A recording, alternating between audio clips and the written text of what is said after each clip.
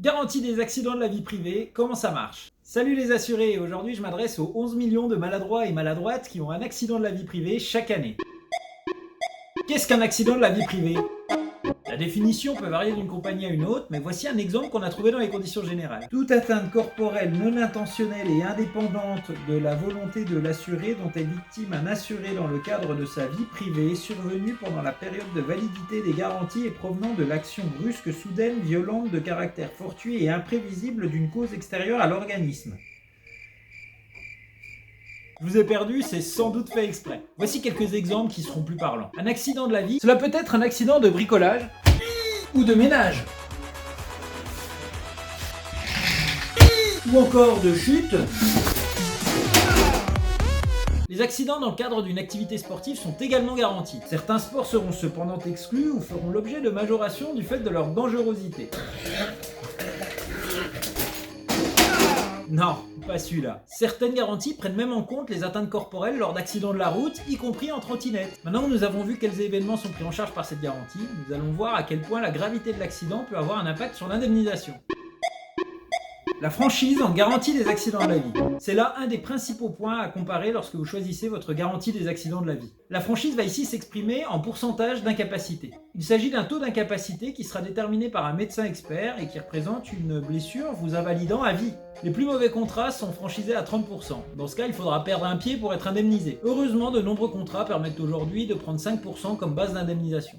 Mais il vous faudra pour cela souscrire une option ou un renfort. Il est même aujourd'hui possible d'être indemnisé dès le premier pourcent. Attention cependant, ces forfaits blessures, comme ils sont souvent appelés, représentent de petites indemnisations allant de 500 à 2000 euros pour un gros surcoût sur votre cotisation. Voici quelques exemples de taux d'incapacité. Pour la perte d'un doigt hors du cou, il faut compter de 5 à 8%. Pour la rupture d'un ligament du genou, de 5 à 15%. La perte du pouce gauche pour un droitier se verra affecter un taux de 15%. La perte du pouce droit, toujours pour un droitier, se verra, elle, affecter un taux de 25%. Les compléments d'indemnisation.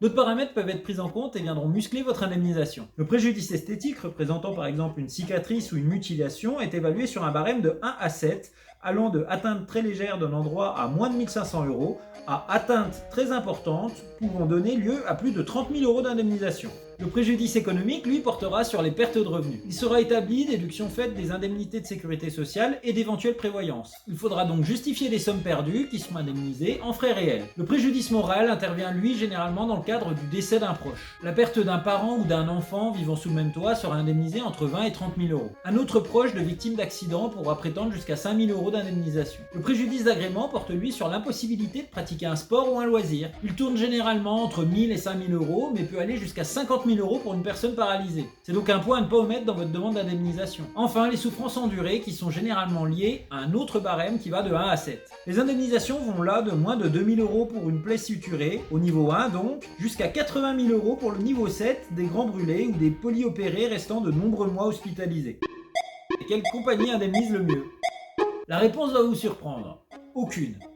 Ou plutôt toutes. En effet, l'indemnisation se fera une fois la blessure consolidée. Cela signifie que plus aucune amélioration de votre état ne sera attendue par le médecin. Vous passerez alors devant un médecin expert qui évaluera votre taux d'incapacité. On utilisera alors un barème dit de droit commun pour vous indemniser. Si l'indemnisation prendra également en compte votre âge et votre statut professionnel, le barème sera le même d'une compagnie à une autre. C'est pourquoi je disais que toutes les compagnies vous indemniseront de la même façon. Voici maintenant quelques exemples d'indemnisation. Pour un homme actif de 40 ans, une fracture du bras gauche plus une entorse grave de la cheville estimée à 12% d'incapacité sera indemnisée environ 22 000 euros. Une fracture du coude gauche entraînant des problèmes de flexion pour un retraité de 89 ans représentant un taux de 15% donnerait droit à une indemnisation de 15 000 euros. Les retraités sont donc moins bien indemnisés que les actifs. Vous aurez donc la même indemnité d'une compagnie à une autre tant que le plafond d'indemnisation n'est pas atteint. Celui-ci correspond à plusieurs centaines de milliers d'euros, voire plusieurs millions d'euros pour certaines compagnies. Ces plafonds n'étant pratiquement jamais atteints, n'en faites pas un critère décisif dans votre choix de garantie.